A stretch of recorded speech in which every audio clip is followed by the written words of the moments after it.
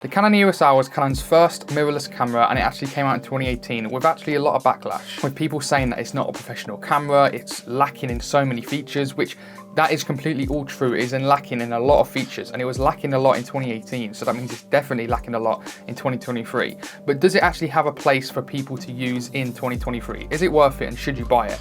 Well, just because it's missing a lot of features and people were regarding it as not a professional camera, it doesn't mean it's a bad camera at all. I think for photography, it's a great camera. It depends on what you're actually shooting, which we'll get into in a minute. For the video side, I do think it can be usable and you can definitely create some nice videos out of it, but it is flawed so much in video. That's actually where it will put a lot of people off, especially videographers, because if it was bad in 2018, then 5 years later, it still doesn't hold up at all. So for the photography, it's got a 30.3, I think, megapixel sensor, so it can get some really nice detailed and high quality photos, and it is great for a lot of things, especially landscape photography, portrait photography, product photography, anything that doesn't really require any fast moving subjects such as sports photography, because this camera only goes up to 5 frames per second max, and that's without tracking priority at all. So if you are doing sports photography and you want to track one of the players running down the wing, then if you want to go into tracking priority only, it then only goes up to 3 frames per second, which is ridiculously slow, like I said, in 2018 and definitely in 2023, especially when you've got cameras such as my Canon R6 Mark II can go up to 40 frames per second, all while tracking priority as well. So yeah, you can just tell that this is very outdated, and straight away, if you are a sports photographer, maybe some wildlife photographers, then I do suggest you look away from this camera and actually go for something else, such as EOS R8, R6 Mark II, anything really, even an R7, R10. I'm pretty sure they have high frames per second more than this, and that was one of the biggest flaws with the Canon EOS R when it did release, is that the frames per second for photo is really, really slow. However, the autofocus is great. It really does latch onto the eye well, and overall, I do think it's still solid in 2023 for the autofocus. It's not as good as the R6 Mark II or the Canon R5 or anything like that, but it does have a place, and it is hard to use, however, and we'll actually get into that a little bit later with the ergonomics, because sometimes it can really annoy me and wish I actually want to upgrade. And overall, I can't really say anything bad really about the photography apart from the frames per second.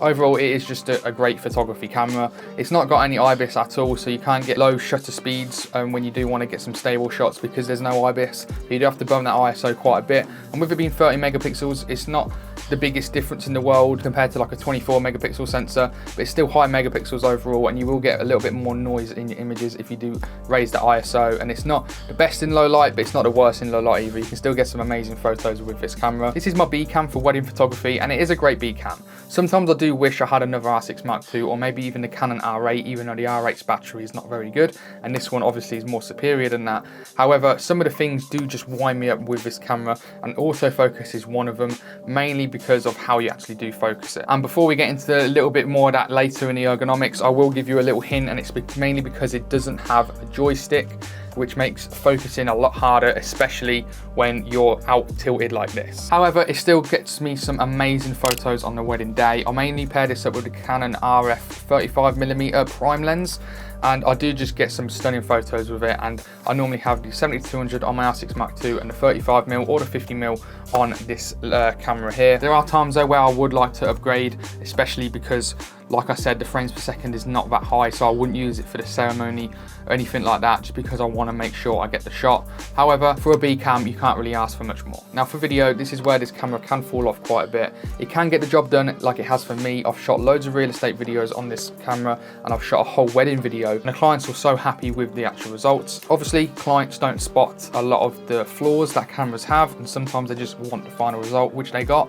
But for someone like me, I can notice a lot of flaws, and just in general, using this camera was not a hassle, but it wasn't the best either, mainly because this can shoot 4K, but it's got a crazy 1.8 times crop. So if you're using a 50mm, it'll end up being like an 85mm. If you want to get any wide angle shots in 4K with this camera, you just can't, basically, because the crop factor is just too much. And again, with that, you can only shoot up to 30 frames per second, which means you can't shoot 50 FPS in 4K with this camera. So if you want to do any type of slow-mo at all, you just can't, because the 4K in this is not very good. So I tend to just stay away from the 4K. I only really shoot 1080p.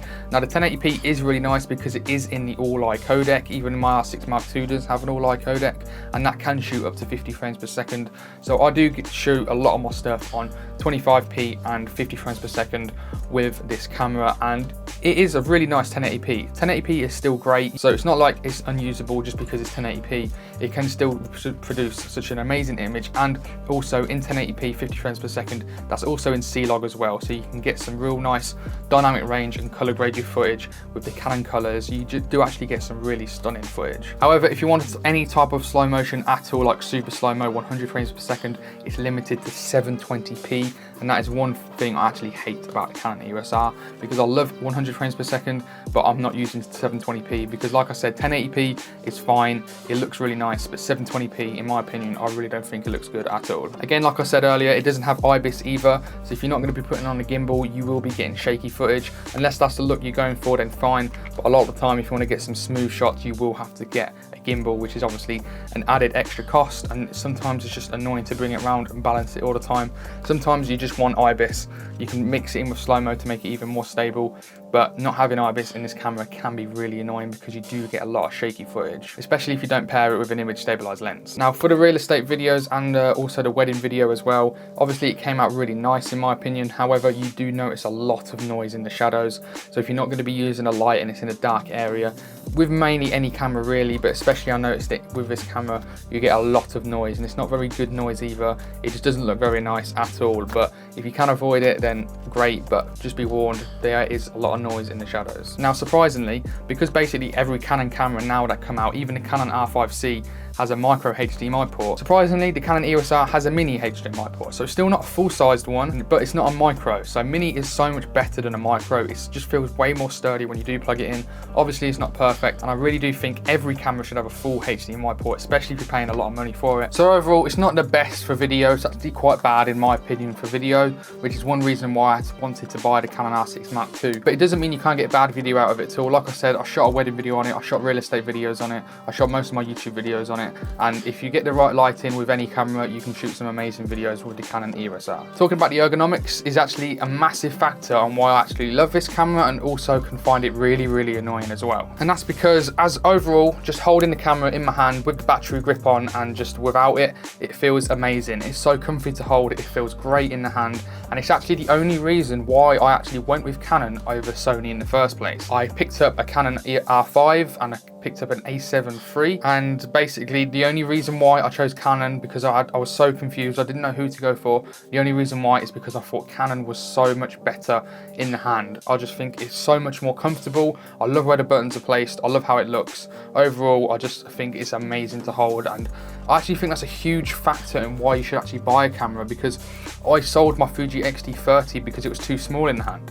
Even though Fuji are great and their cameras are amazing, that's why I love the Canon EOS R, because in the hand it feels so good. Also, the LCD screen on the top, it just looks great. I actually really love the top LCD screen, and I do actually miss it on my Canon R6 Mark II. And also, if you want to change from photo to video, you've got to click the mode button, the info, and then mode button again to change from photo to video. On my R6 Mark II, it's just one flick of a switch. In a second, it's changed. Now, moving on to the back of the camera, this is where the biggest flaws of this camera with the ergonomics play a huge part in why I find this camera really annoying to use, especially on wedding days, and like I said, with the autofocus. As you can see, it's got a horrible and annoying touch bar, and the idea itself is pretty cool. If you swipe across, you can change your ISO, you can lower it, you can do so many things with the touch bar. I had mine set to ISO. Every time I had it up here, I would brush over the touch bar and my ISO will go up, it will go down. So in the end, I just completely disabled it. And it's literally just a waste of space, and that is actually in place of one of my favorite features on the R6 Mark II, and it's just something simple as just a joystick.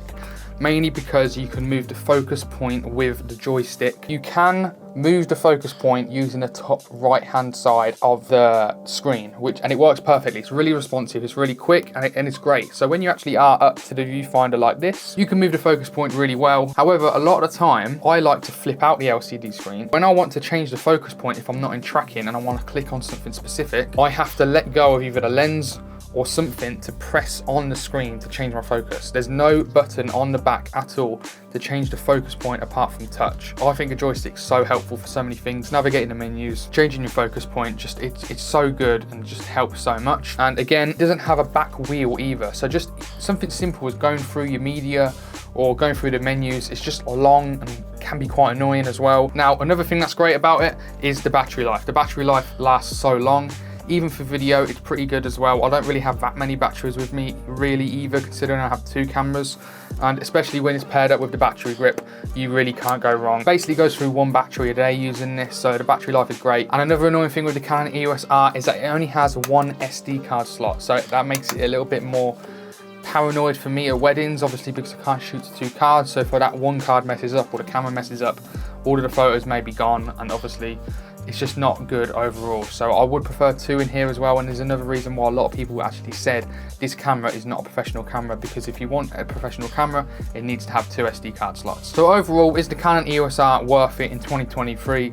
As a straight up answer to the majority of people out there, I would say no. I do love this camera. I do plan on keeping it for quite a long time until I actually sell it to put towards maybe an R5 Mark II in the future. But overall, I really don't think it's worth buying now. If you already have it, obviously you already have it. But if you want to buy a new camera in 2023 for Canon, I really don't think you should get this one, and that's mainly because of the Canon R8. Canon R8, brand new at the minute, was the exact same price as this when it came out, but it has the exact same specs as the Canon R6 Mark II, and that's just the main reason why I think you should go for that one. It's got an unbelievable up to 40 frames per second photos.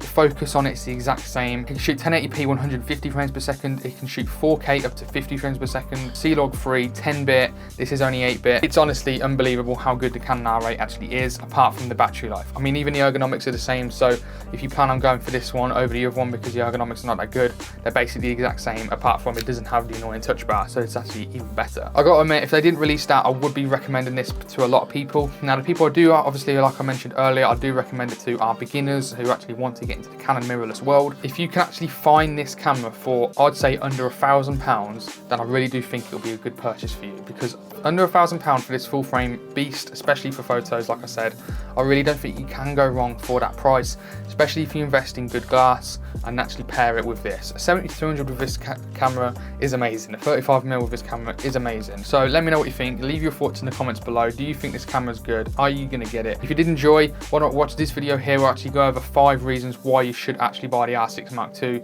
If you have the budget, go for that camera, because that camera is absolutely amazing.